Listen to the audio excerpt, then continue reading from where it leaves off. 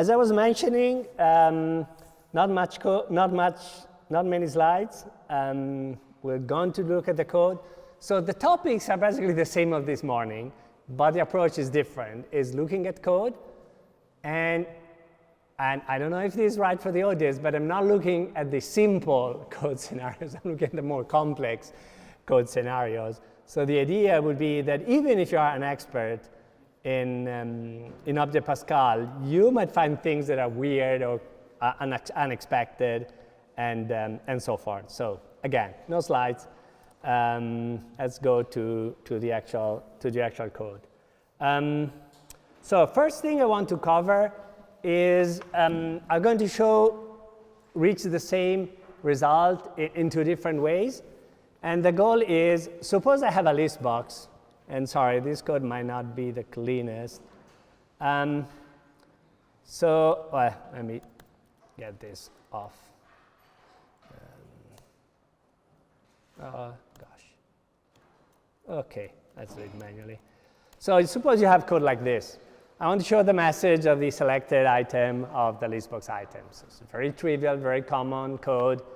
But you don't want to type it every time, OK? Because, wow, it's that common. Also, this code might have exception. What if there is no item index?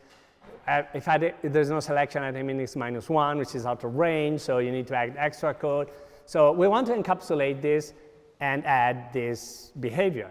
But of course, we don't want to change the list box, because if you're changing the list box, you have to go changing every component on your forms from t-listbox to t-my-listbox. So that's not what we want to do. We want to be able to write something like this,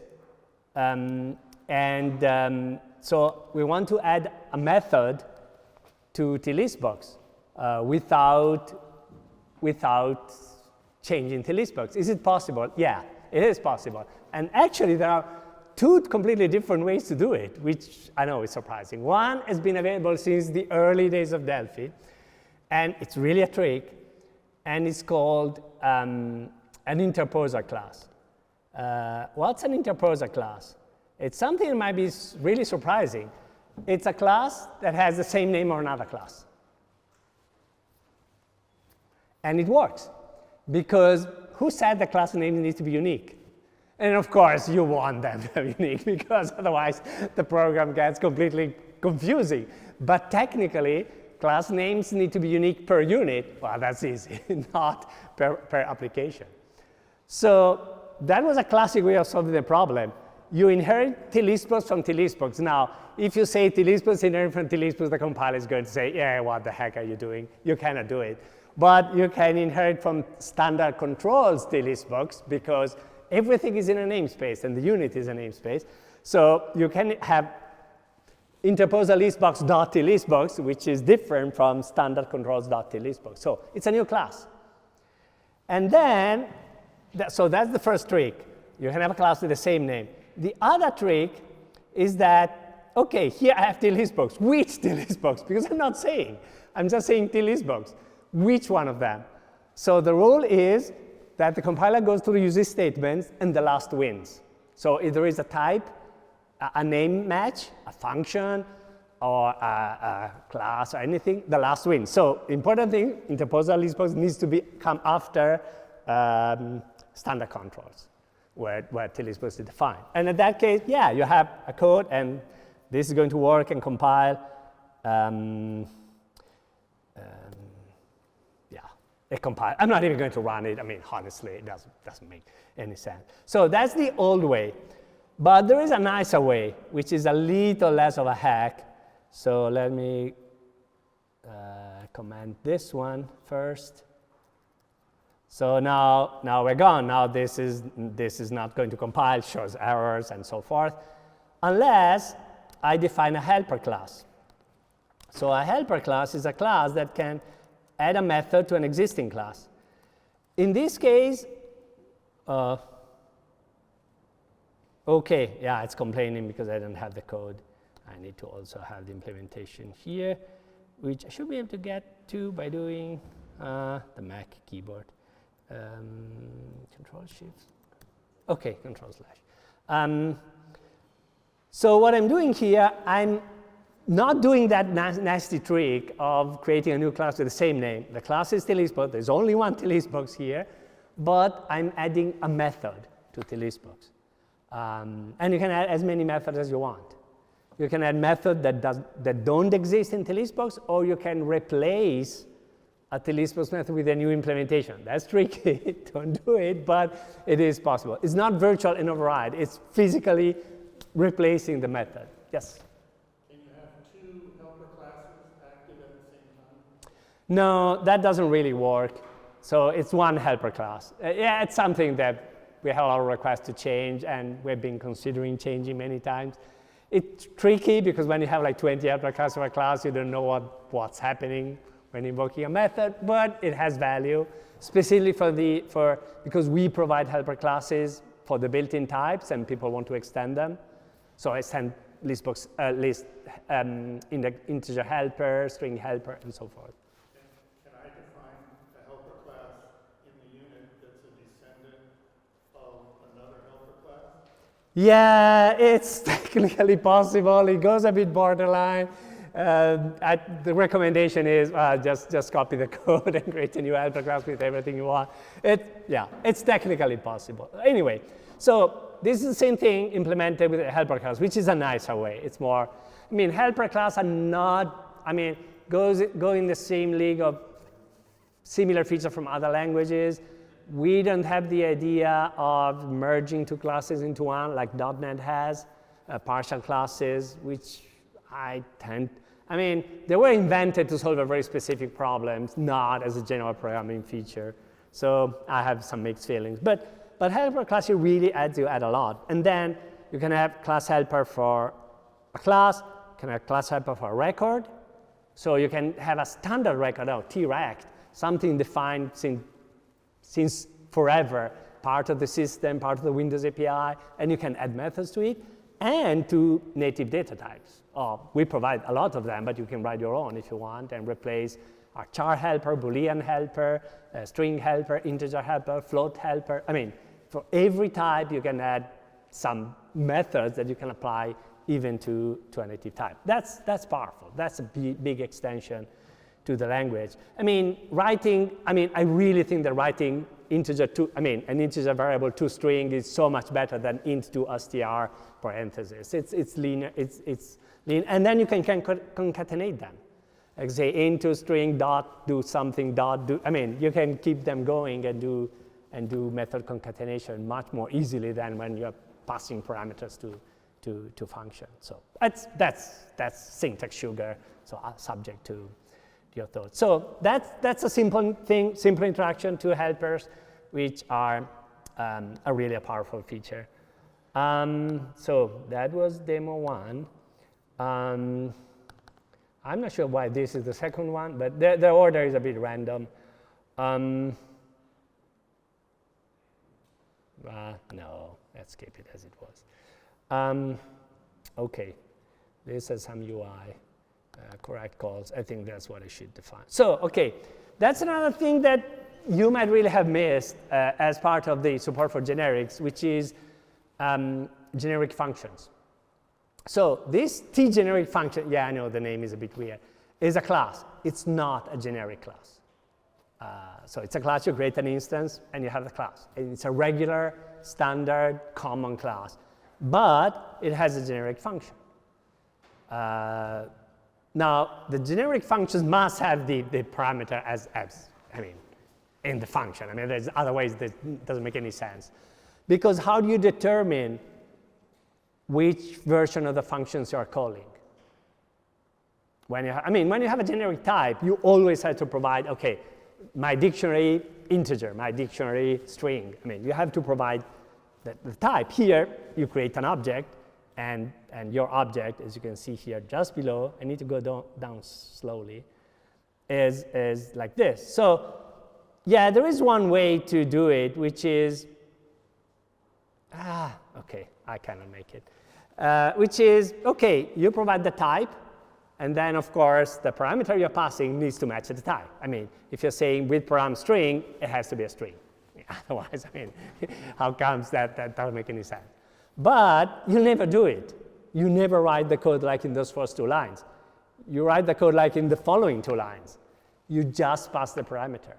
And this automatically creates an instance of the method with this specific type you're passing as parameter as the type, as the generic type insertion. So this is fully redundant. You don't need to do it. You can just say hello, button, whatever, which is like t-object. Oh, okay, no. Now there are cases where you might want to force the type, because if you're saying with param button 1 is type t-button, so you get a function, and t is t-button. But if you say t-object button, it's going to work. T is t-object, and the instance is actually a button, which is a t-object. It's an inherited class from t-object, so it's compatible. But you're getting something different. Because what the function does is actually display the type name. So that's kind of the trick. So look at this here, and then I'm going to run the code, and we're going to, it might be a little small. Oh, no, that's OK. Yeah, it is small, sorry. So look at what happens here. The first is a string, yes. The second is an integer, yes. Then there is another string. Then there is nothing. That's weird. OK. I don't know why it hasn't got a name. But it's because it's 122, it's going to use a byte as type. It's not going to use an integer as type. It gets like the closest, smallest one that's available. So again, I don't know why. Probably the RTTI system is doing something weird, because probably the type is generated, so it has this to name, whatever. But again, this is not an integer. The parameter is actually a byte here, probably. And then we have t-button. Of course, if we force the object and passing the button, the type is going to be the object. The object is still a button. So that's interesting. And this is quite peculiar because, this notation is really weird. It's the first type of type inference that we had. Then we added the len variables that do a lot of type inference. But this is also type inference. It's determining the type of the generic from the value you're passing as parameter automatically. And now, of course, the two methods use slightly different mapping mechanisms for types, so just to make things a bit confusing, but that's what it is. So, okay, and this is code you cannot write, integer and passing a string, or vice versa, or saying t-button and passing a form. So these are all things that won't compile because just that don't make sense. Okay. Again, so this is kind of a corner case, very specific scenario of using generics. Any questions so far? So next thing I want to show is writing a custom enumerator. I just say no to all of them. So I want to have a record that keeps a range of numbers. So basically, it has, where are the properties? OK, I'm confused, whatever. OK, so you create a range. You pass a start, an end, and a step. And then the idea is I want to be able to create the range, set a start, an end, a step, as I was saying. Yeah, OK, that's what the code does. And then just do a for in loop. So here what I'm saying is I want to go from 5 to 13, step 3, so 5, 8, 11, and then it's done. And I want to do it in a for in loop. Of course, this is not something built in the compiler, how the compiler knows about this stuff. It's something you have to build yourself. What you need to do is you need to have a function which is technically called getEnumerator, needs to have that name. The compiler is going to match it with a name, in which you create a range, an enumerator. An enumerator is your own data structure, which is, in this case, a nested type. So I have the range as a nested type. Sorry, I have the range enumerator as a nested type of the range. I think I can make it private, so not visible outside. So it's a type I can use only within a type. Maybe in this case it doesn't work because the enumerator needs to see the range. I'm not certain. But nested types are powerful because it's a type defined only within another type. Haven't been there for a long time. I mean, a few years, but not that long. And the other thing I do, I need a get enumerator that returns an enumerator. And the enumerator needs to have, again, two methods matched by name, move next and get current. And so what I'm doing here for move next, I'm get current, I'm getting the position, easy. And move next, I increase for the step. And then move next also has a Boolean return value, true or false. Are we past the end? Are we finished with our enumeration? So if we are at the end, we say done. Okay. So so again, all of this program does, it makes it very easy. And there is a lot of complication behind the scenes, but at the end of the day, it makes it very easy to do a custom enumeration, a custom sequence of numbers based on some math rules. In this case, the rules are simple, it's only a step. But you can have some very complex mathematical rules behind the scenes to determine which is the next value and when we are done. So it is, but using it is simple because for in show the value. So it's really straightforward. And again, if we compile it, run it, it should just say, yeah, 5, 8, 11. Because then, 14 is out of range, so it's not a good value. Okay. Again, there are a lot of enumerator there are some built in the compiler for strings, for a few basic types.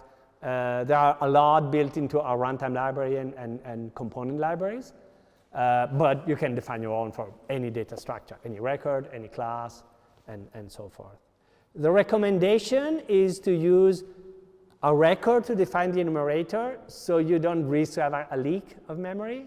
Generally, the compiler takes care of them, so destroys the enumerator value at the end, but I don't know, it might destroy it at the time that's not right for you and so forth. So recommendation is to use a record as an enumerator. Okay, so that's another thing. Let's see what's next. Oh, inline variable. Actually, I have a bunch of demos of inline variables. Again, as I mentioned, I like them. Okay, this is doing nothing. That's weird. So a bunch of use case scenarios. This is classic code. This is a way to write it with inline variables defined. But you shouldn't really do this. You shouldn't define it and then have the value later. You should do that at the same time. You can declare a variable and initialize it at the same time, so rather than two separate steps. Of course, then you can do the same here. So I is this value. J takes the value of I into the calculation. And, well, K does the same, whatever. But the thing is that you can also omit. OK, so sorry. Let me go in sequence. The other thing you do, you can declare a variable in scope. So if I declare this within a beginning block, it's usable only within a beginning block. If I try to say, oh, I want J, well, J doesn't exist here. Doesn't make any sense because it's within the block. The block is done. Go to the end statement. J is gone. Not only for the compiler visibility, but I was mentioning even for memory allocation and anything like that. If there is any cleanup thing to do on that variable, it's done at this line, not at the end of the method. And of course, all of the variables are not accessible outside of loop. Now, the other thing is type inference. You can just say, oh, I want a variable, it's 22. OK, it's an integer. Now, in this case, the logic is it's not using the smallest type. It's using integer by default. Because, suppose you have a for loop, say for 0, 2. If you use the smallest size, where you byte would get out of range, it would be a disaster. And then integers are efficient to use. Yes, they take more memory, but they're way more efficient to use in most cases. So by default, if it's a number, it's integer. You can, of course, specify the type and not just type inference. You say, I want a byte, and you declare a byte. It's good to go. But by default, it goes in. Strings are strings, characters are characters. The others are easy.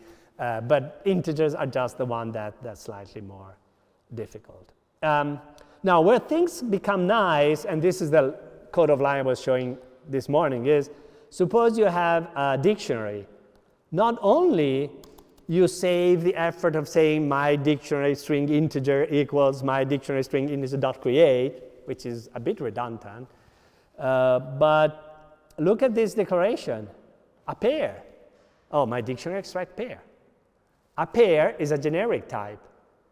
And the definition is t-pair string integer in this case because, well, the dictionary has string integers, so they need to match. So you would have to declare a pair, t-pair string integer. You just read the value from the dictionary, and yeah, that's what's going to be. So the compiler can figure out. Again, it's all compile time. There's no runtime check. There's no runtime extra overhead. It's 100% compile time code that, well, that works. So you can also have constant, if you're interested in them. And constant can have complex expressions. As long as they are constant expressions, they can be calculated by the compiler and not a runtime. The other thing, you can have for loops. So yeah, you can declare the variable within the for loop, meaning that outside the for loop, the variable is undeclared. But you can do the same also without the type. So you can just say var I equals 1 to 10.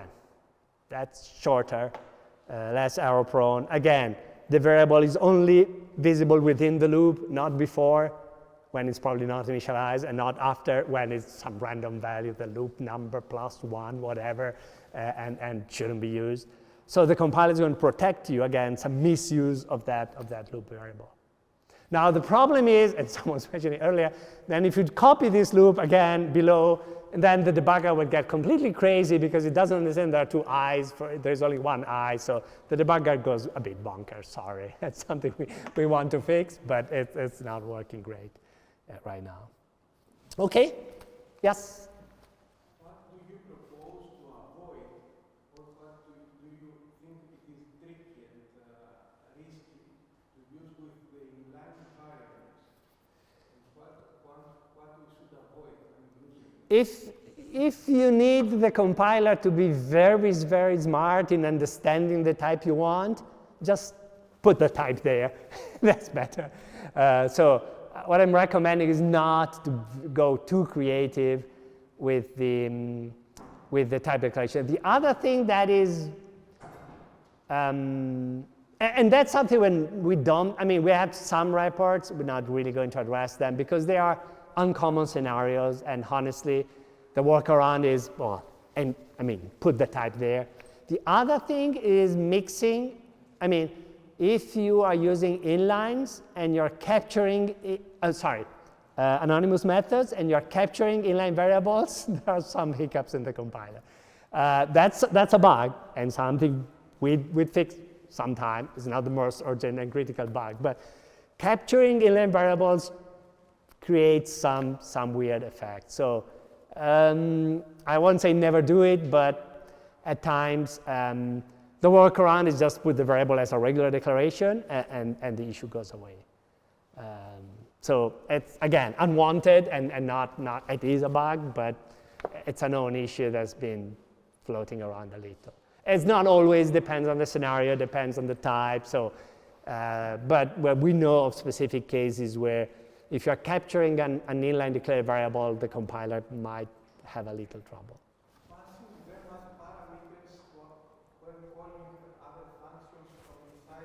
No, that's not a problem. No, it should work. Should work as expected. Yeah. Okay.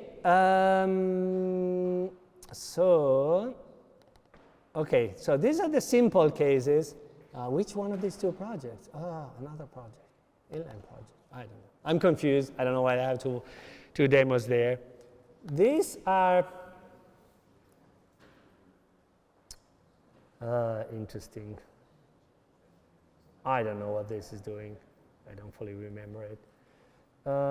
Okay. I know what this is. So that's an interesting question. Do I gain any performance by using inline variables?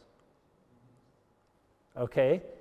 So these are two pieces of code. They do the same thing.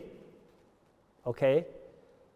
One has a regular string, and then it creates positive, whatever. I mean, just for making it up, and then a number, and results the length. And the other one does exactly the same thing, but using an inline variable. Okay?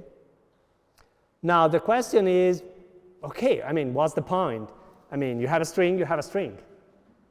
So string is string is managed, so there is some, I mean, it's dynamically allocated and so forth, so there is some work required to create a string and to free a string. It's not a lot of cycles, but it's some cycles. So what's the difference here between the two scenarios? Do we always create a string in the first one? Do we always create a string in the second one? No. If it's not larger than 0, we're not creating a string. And we're saving a little CPU time. Little, tiny little, but we're saving a little CPU time. I know, and so there's this stopwatch checking them.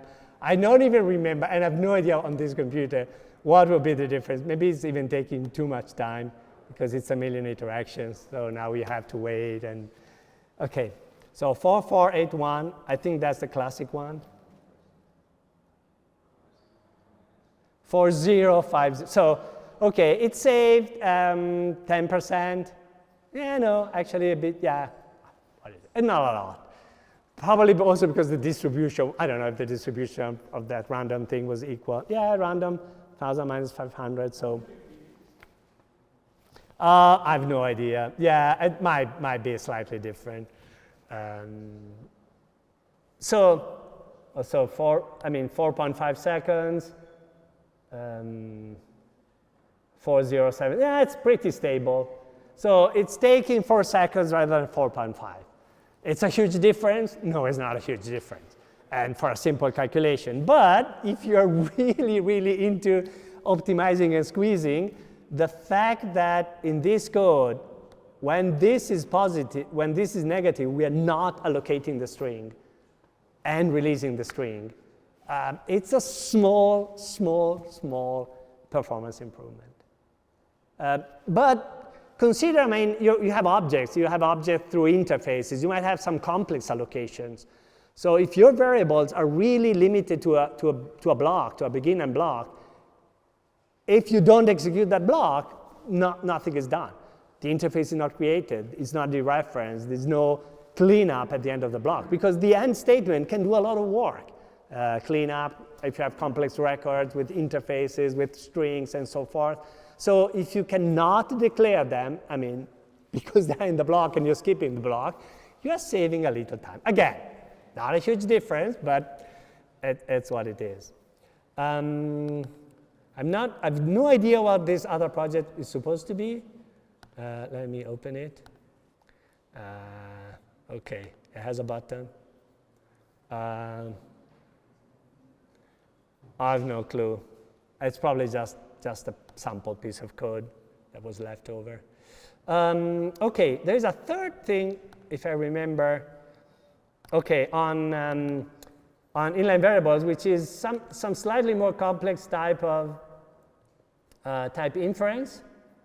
Actually, there's more and more items. So one is this one. So we can create an object, sender, an object, t-string list create, an object self. And so what I'm going to do next is show the class names. So what are the variables that are, which button is this? Not this one. Not this one. Okay, that was the first one. Come on, go away. Okay, so, okay, well, expected t-button, t-string list, t-form 15. So each of these obj1, 2, 3 is of the type that is expected, honestly, because it's what I've assigned to. Notice it's not a t object, it's a t button. Or is it a t object that has a t button assigned? That's a good question. And this will never let us know. So It's probably a bad idea just to do this, but whatever. The other thing, okay, that's button 1, which I guess is the second one. The other thing you can do, you can have anonymous variable, sorry, an inline variable assigned to an anonymous method. Why not? So you don't have to say procedure of, reference to procedure, integer. You just create one, and it's going to have the right type, because it infers the type from what you're passing as parameter. So that's handy. Less typing. There's no declaration of the type of proc1. The compiler creates one automatically. Okay, doesn't do much, I know, but that's the idea. Or, similar, you can create an event handler. So this is tNotify event, the type of this EVT, because, well, I know, but you don't have to type it. You say, oh, I want onClick. And you're not calling onClick. You are grabbing the value of the method pointer that's assigned to onClick and put in the event, and then you can call it event sender, meaning, okay, now I want to call the button to onClick event handler, whatever is assigned to button to onClick. The other one, that is a bit extreme. What if you say var list equals, I shouldn't put the comment above because that's like the answer. What if you declare list equals var list equals array of something? You have a dynamic array of objects. You have a dynamic array of the shared data type, which in this case is probably T component, I would say. It works.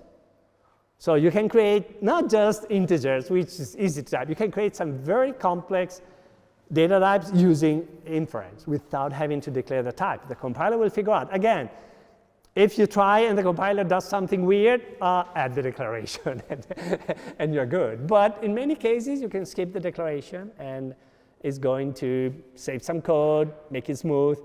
This looks almost Python. I mean, assigning 2 objects to one thing. I mean, that's almost magic. Okay. With that, I'll try to go on and move outside of this area.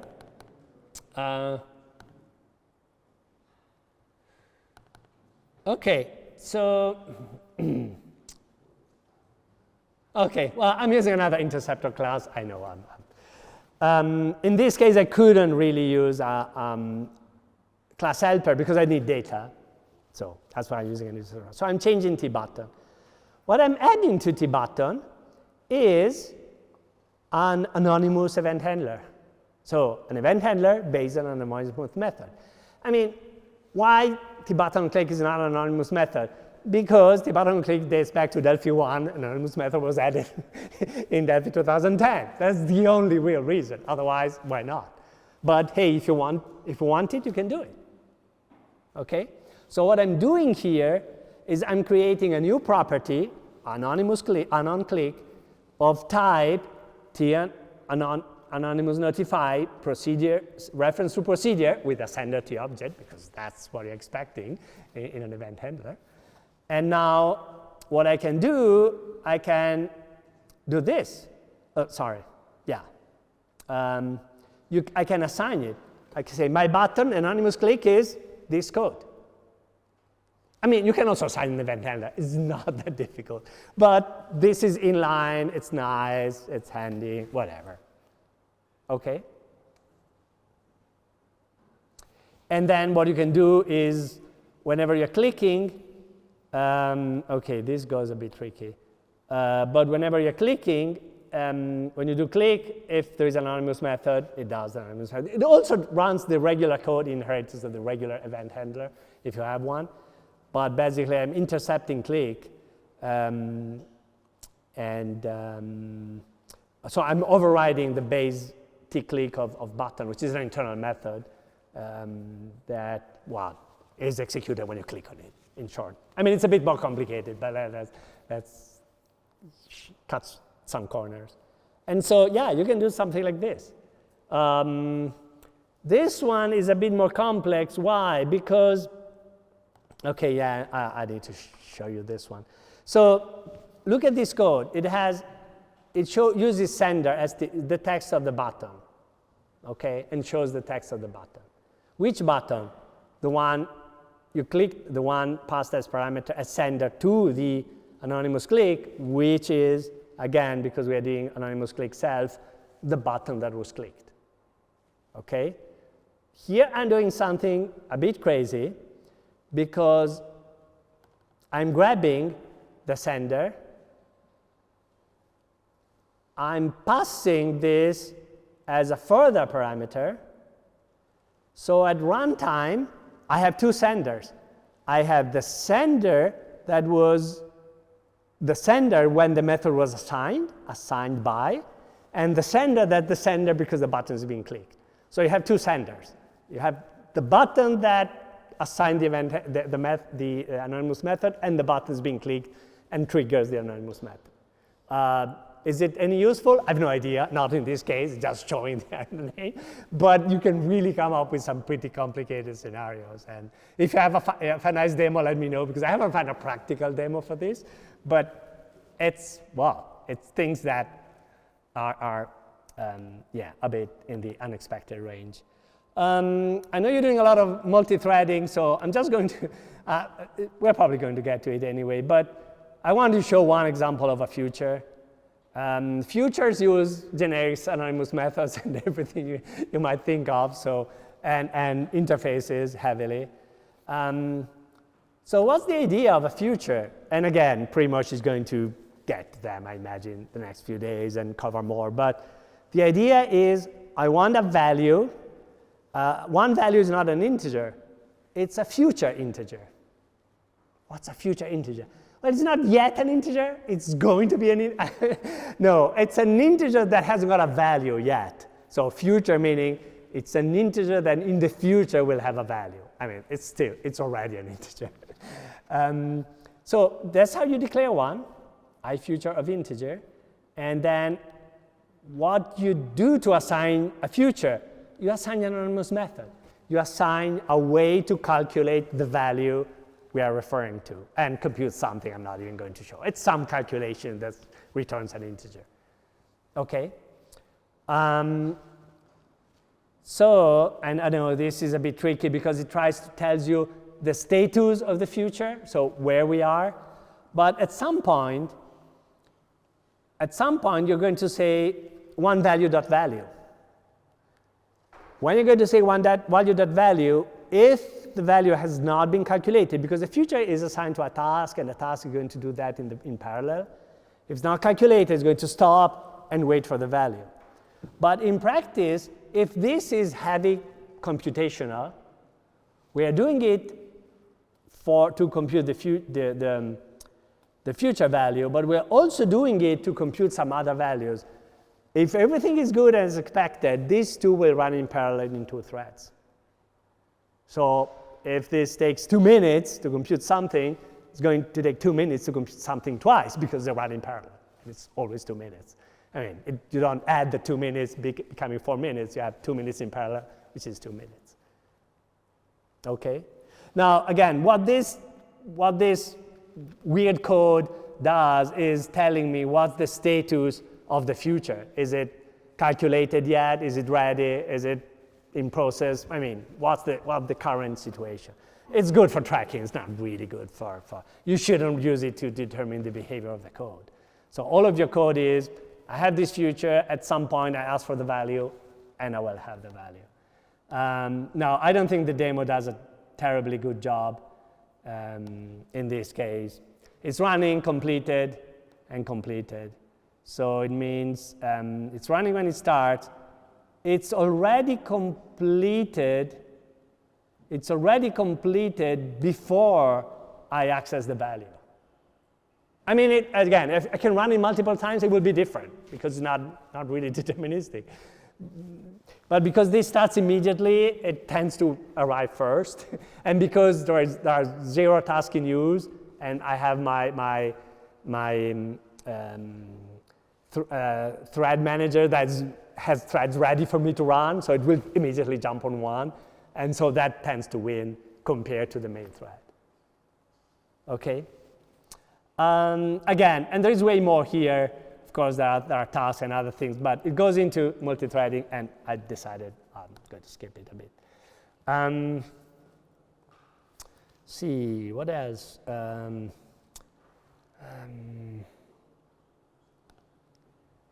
I might skip this adapter. Weak interface reference. That's something I discussed a bit this morning, but I want to show it in practice, in code. Okay, first, so what is this? This is an interface. It's a very simple interface with something. It also has the ability to add an object reference to itself. So when I do add object reference, I'm passing an object reference, but I'm saving it as a weak reference. We'll get to it in a second. Okay? Because this allows us to have two interfaces with cross-references. So one has a reference to 2, and 2 has a reference to 1. I mean, you can read it because it's exactly what's written in the code. Okay?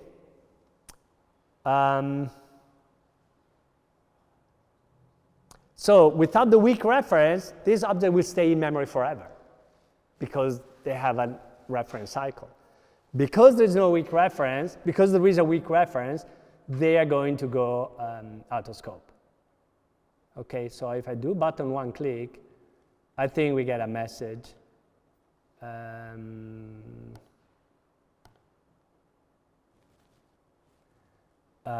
Okay, well, so the do something tells us the ref count. So if the ref count is 1, meaning it's going to go out of scope.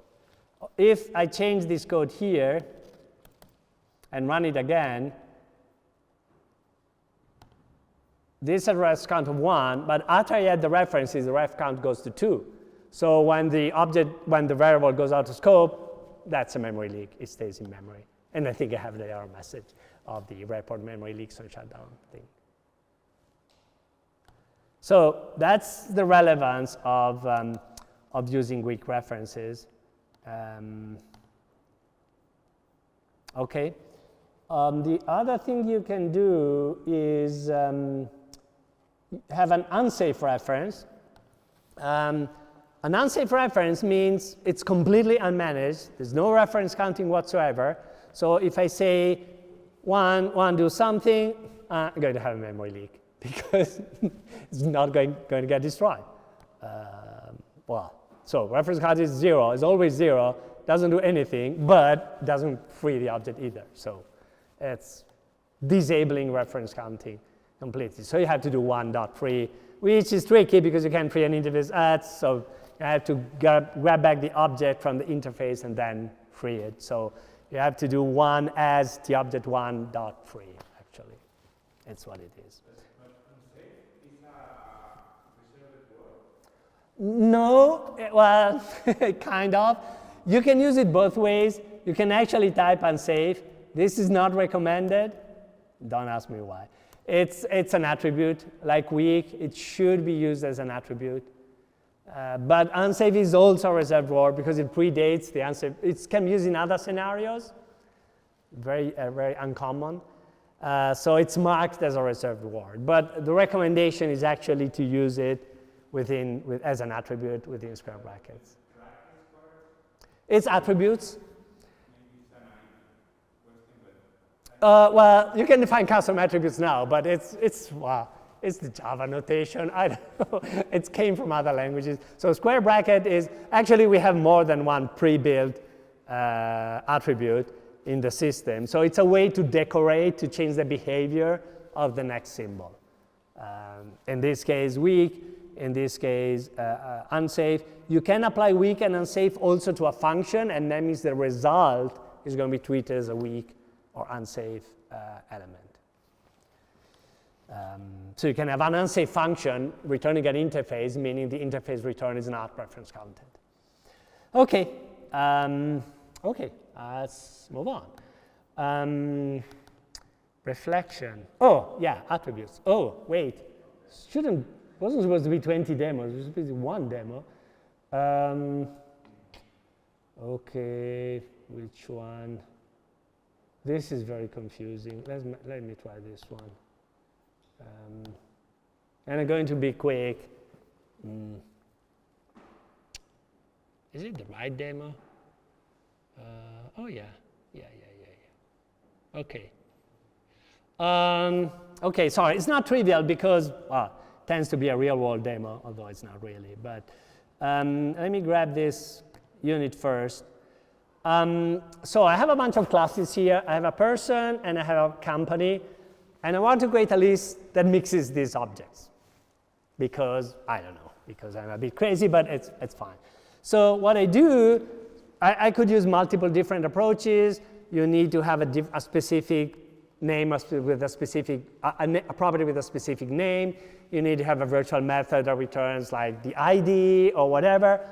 Here I'm using attributes. So I have my own attribute, which is a custom attribute. It's called description attribute. This is a class. It's the only class where you're not supposed to put a T in front of it, but you can put a T in front of it if you want. And it's the only class that you can misname as a reference, because you can cut attribute and only say description. It's a bit weird. It works in its own. It's a class that's a bit strange. But so any T custom attribute class, you can omit the attribute part at the end of the name. It's the same thing. The compiler will just forgive you. So what I'm doing here is that there are two methods, and one I'm saying, oh, this getName is the description. So I'm declaring the role of this method, regardless of the method name or the function name. Hey, this is description, and this is ID.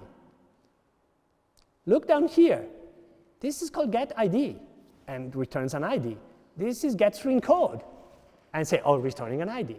So I have two classes, two distinct classes, not even inheriting from a base class or anything, with different names, different method names, but I'm marking them with an attribute. And then what I can do in my code, which is not simple, oh, I'm creating objects. That's the easy part, of course. But what I can do here is, okay, well, I know, it's not trivial. So I have a list of objects. I put them objects in a list. And so I say, for each object in the list, let me go through all of the methods, A-type get methods, okay?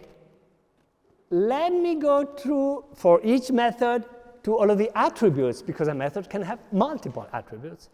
Let's say if there is an attribute that is description, okay? And if there's an attribute that says I'm the description or I'm the ID, what I do, oh, I call the method and I get back the result. So I'm calling a method not by virtual function mapping or anything like that, not by name mapping, which I could do with RTTI. I'm calling the method that has the attribute. Now, if you have two methods with the same attribute, then you're doing something stupid. Sorry, it's not going to work. But it's supposedly only one of the methods. It can be any method name. It has to return, needs a specific signature. But that's how you can do. So I'm calling the method with that description and calling the method with the ID. So what I can, and then I put them into a list view. So basically what I'm doing here, I have a list of objects with different fields, different methods. They are not compatible. They don't inherit from each other. But still, I can extract information to that object and present them in a nice list. As they were, oh, everyone has an ID, everyone has a description. They don't. I'm just dynamically going through attributes to determine that. I know it's a bit extreme. It is very slow compared to, direct code, but it's very powerful. You can determine, again, XML mapping, and I have demos. I'm skipping now because it's going to take too much time. You can map to database, you can map to SQL statement, you can map to a lot of things. And mapping a class to something external, to an external representation, is complex. Because there are also so many rules and exceptions you want to do. the ability to have attributes, and attributes with extra parameters. Like you can say, this is mapped to the database, but also how it's mapped to the database, how it's mapped to XML, which conversion you want to apply to it before it's saved to a JSON file. JSON file doesn't understand data types, but you can map it to a specific converter for your JSON file just by declaring attributes. So it is a very powerful technique. It's used a little. We use it here and there. RAD server uses it a lot. In RAD server, you can decorate components to determine how they're mapped to URLs and what's the behavior of the components. Are these allowing to do a get, a put, a post operation?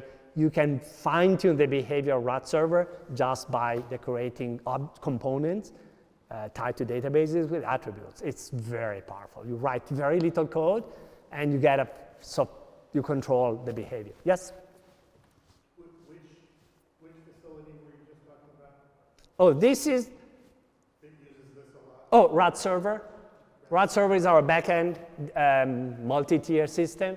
It heavily uses, because it's one of the last things we have designed, so we use the new feature. And it makes sense because there is a mapping logic that depends on runtime, depends on incoming URLs, depend on a lot of things. So you need that flexibility. Otherwise, compile code would have been better. Yes? Concerning the speed, as I can see, the attributes exist for the definition of a class. If you create a class in a directory, for example, with in the beginning of the program, trying to find exactly the attributes you want. After that, when just invoking them If you, for example, if you do this once and then capture this a method object, then the next execution will be relatively fast. Not as fast as a native call, but relatively fast. Yes, this navigation is expensive. Also, this a method and this a type are cached within this context magic it's not an object, actually, it's a magic record. So they're cached there. So, I mean, when you compile the application, you have RTTI information, but to use that RTTI information, you need to create these type objects or method objects, which have a specific format that needs to be created. Now, the way I've written this code, context is local, so when this method ends, everything in this cache will be lost. The recommendation is to keep context alive, declare it in some, not at a global, but in some, like within the main form, within a main data module somewhere, and keep it around. Because if you keep the context around, a lot of these slow operations will be done for you. When you say get object, get type, the type structure is right there. It's just return an object that exists in memory. So you should leverage the RTTI context. However, the RTTI context is not thread safe at all. So don't use the context into a thread. That's going to kill you completely. It's absolutely not thread safe by design. Okay? Okay, let me see if we can fit a couple of more things. Where are we? Yeah, I don't know why I copied this entire thing. Block scope. No, sorry, that's too complicated. Well, all of these are complicated, actually. Okay, let me do this very quickly in a way that you will completely not understand it, but it's just the idea. So what I have here is a person. It's just an object. It has a toString method. Yeah, usual stuff. Displays some stuff. Now here I'm declaring something a bit weird. It's a pre-existing class. It's called virtual method interceptor. And then what I do here is I create a virtual method interceptor for T-person. You need to create one for a type you want to hack. That's the idea. And so what you can do is, in the virtual method interceptor, you can declare on before, on after, and that means that before a virtual method is executed, before any virtual method is executed, or after any virtual method is executed, you have a chance to run some code. And you can, by using do invoke, stop the execution of the virtual method. Okay? So what I'm saying here, if it's asking for the age, if the method is age, I'm returning 33. So I'm like fooling the system and returning a wrong age.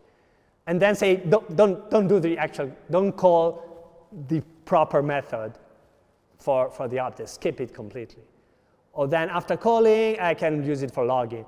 And it works after you proxify the object with your virtual method interceptor. So the virtual method interceptor is associated with a class.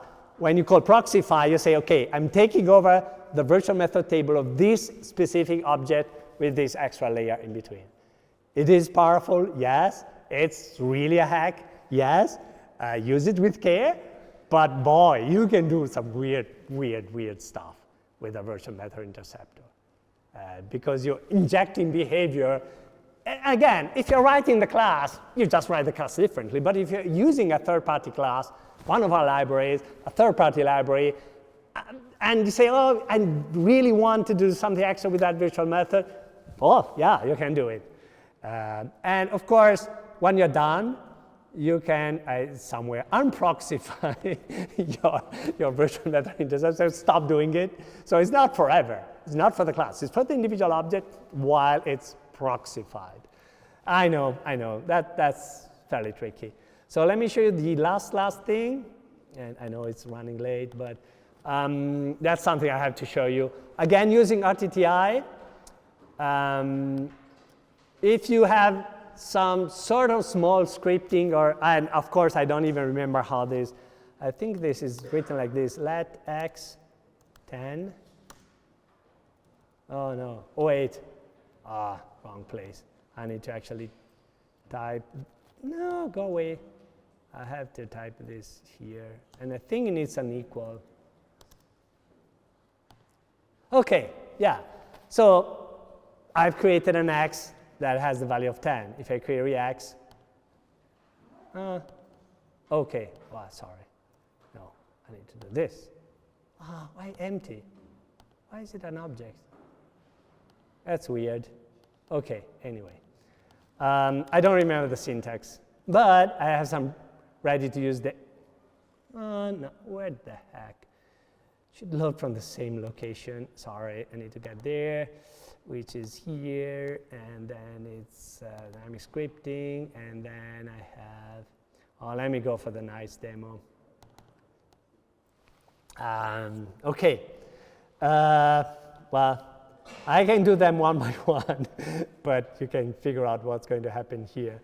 Yeah, I'm not sure why I couldn't get my integer, but anyway. I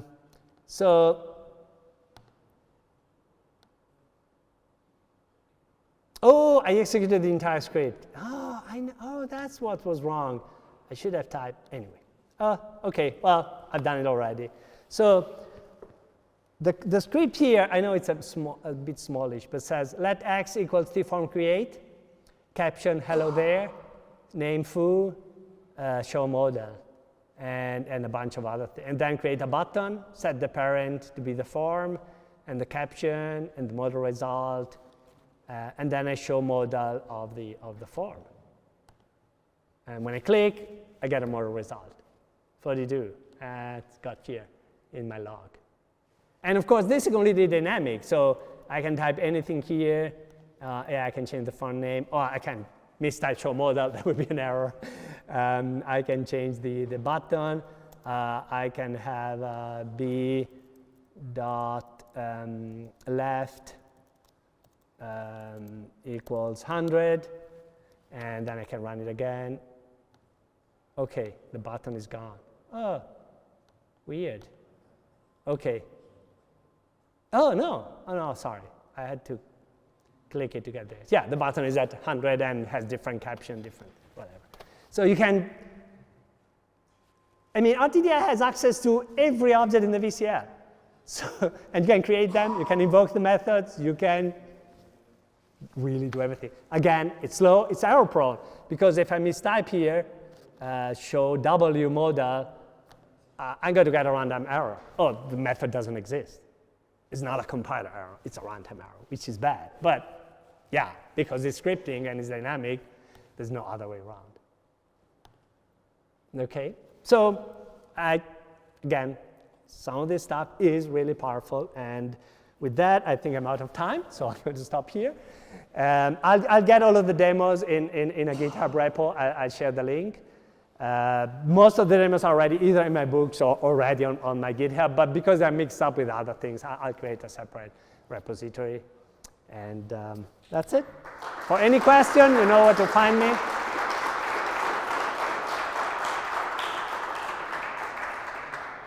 I'm around for the week, so anytime, just stop me. Sure.